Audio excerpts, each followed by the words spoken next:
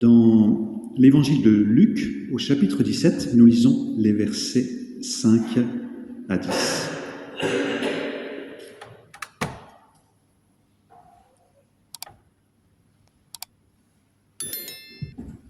Les apôtres dirent au Seigneur, « Augmente notre foi. »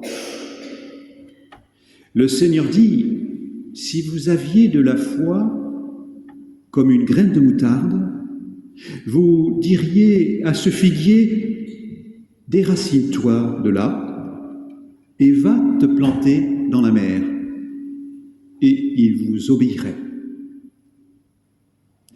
Si l'un de vous a un serviteur qui laboure ou qui garde les troupeaux, est-ce qu'il lui dira à son retour des champs, « Viens tout de suite te mettre à table » ?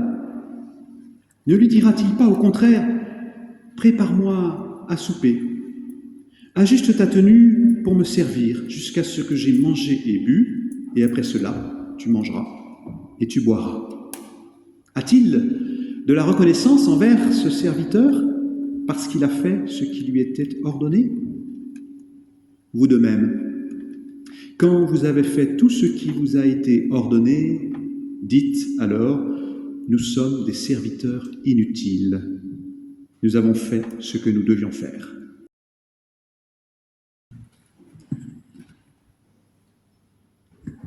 Pourquoi donc les apôtres demandent-ils à Jésus plus de foi ? Pour comprendre le contexte qui amène à cette demande, il faut aller voir ce que Matthieu nous dit à ce sujet et que Luc ne nous dit pas ici. Selon Matthieu, tout part d'un sentiment d'échec. Oui, les disciples se plaignent auprès de Jésus de leur inefficacité. Ils n'ont pas pu guérir un enfant malade.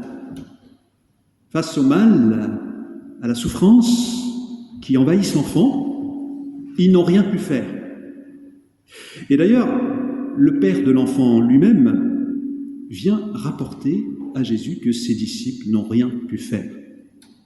Reproche à peine voilé du père qui se transforme, on le devine, en culpabilité dans l'esprit des disciples. Oui, ils doivent se dire qu'ils n'ont pas suffisamment de foi. D'où leur demande, « Seigneur, augmente en nous la foi. » Mais alors, une question se pose, à nous comme aux disciples, qu'est-ce que c'est la foi ? Comment nous comprenons la foi ? Oui, voici un mot qui n'est pas dépourvu d'ambiguïté et il est fort probable que les disciples et Jésus n'entendaient pas la même chose, qu'ils n'avaient pas la même compréhension de la foi. Mais avant toute chose, je voudrais me mettre à la place des disciples un instant. Oui, cela ne m'est pas vraiment difficile, tellement je partage le même ressenti que les disciples, la même frustration. J'aimerais que ma foi serve à quelque chose. J'aimerais qu'elle produise des résultats. J'aimerais que ma prière pour cet ami malade débouche sur une guérison. J'aimerais que ma prière pour la justice et la paix dans le monde, pour la réconciliation des peuples, soit efficace. J'aimerais que ma foi change les réalités du monde. J'aimerais que cela fasse avancer la lutte contre le réchauffement climatique et pour plus de justice. Quoi de plus légitime ? En effet, si ma foi ne change rien, si elle ne sert à rien, alors à quoi bon ? C'est d'ailleurs ce que me renvoient parfois certains amis agnostiques avec un brin d'ironie. Toi, qui es chrétien, à quoi te sert ta foi ? Et leur reproche peut très vite se transformer en culpabilité au fond de moi. Alors oui, je suis, dans un premier temps, en tout cas, dans le même état d'esprit que les disciples. sur un sentiment d'échec. Mais, dans un second temps, si je prends un peu de recul, je me dis que, en raisonnant ainsi, je me conforme à cette idéologie qui domine la société et qui veut que seul ce qui produit du résultat est important, que seul ce qui est efficace et digne d'intérêt. Dans notre société marchande, la valeur de chacune et chacun dépend de son efficacité, ou en tout cas de son utilité. Malheur à celui qui ne produit rien. C'est vrai en économie, c'est vrai dans le monde du travail, c'est vrai aussi dans nos loisirs et dans les sports que nous pratiquons.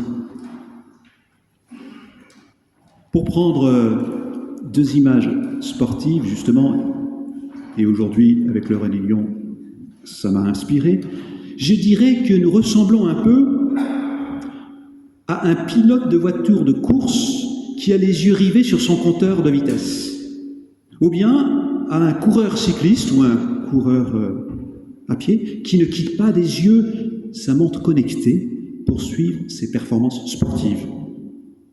Oui, nous pouvons finir par devenir autocentrés, obnubilés par notre faire, obsédés par notre pouvoir d'agir. Alors, en cela, le fonctionnement de la société est contagieux, c'est-à-dire que nous reproduisons dans notre vie spirituelle ce que nous vivons dans notre travail ou bien dans nos pratiques sportives. Notre foi doit être productive, comme le sont nos activités professionnelles ou associatives et parfois même nos loisirs. Et ainsi notre foi devient un moyen d'agir sur les événements, sur les autres. Elle n'a pas d'autre intérêt, elle n'a de valeur que dans ce qu'elle produit. Autrement dit, elle devient notre chose, elle devient une compétence que nous possédons ou bien que nous ne possédons pas. Et d'ailleurs, c'est vers cette compréhension que nous oriente le langage courant qui évoque la foi souvent comme quelque chose que nous avons ou que nous n'avons pas. Ainsi, on dit qu'on a la foi ou qu'on ne l'a pas, comme s'il s'agissait d'un bien que l'on possédait.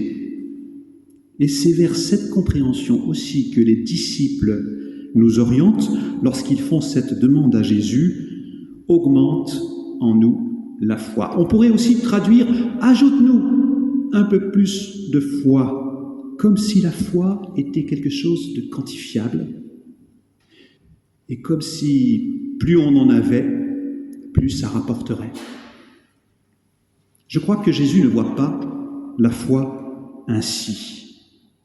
Il ne voit pas la foi comme quelque chose dont il faudrait faire provision. La foi ne se mesure pas en quantité, plus ou moins importante, et la meilleure preuve, c'est qu'à leur demande d'une dose supplémentaire, il répond par une minuscule graine de moutarde, non sans humour et sans provocation, bien sûr. Et je dirais, Jésus redouble d'humour en évoquant la foi comme une minuscule graine qui nous rendrait capables de déraciner un figuier pour le planter ensuite dans la mer.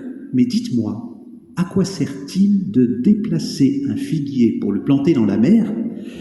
Et qu'est-ce qu'on fait du figuier une fois qu'il est au fond de la mer? Je crois que Jésus se fait provocateur.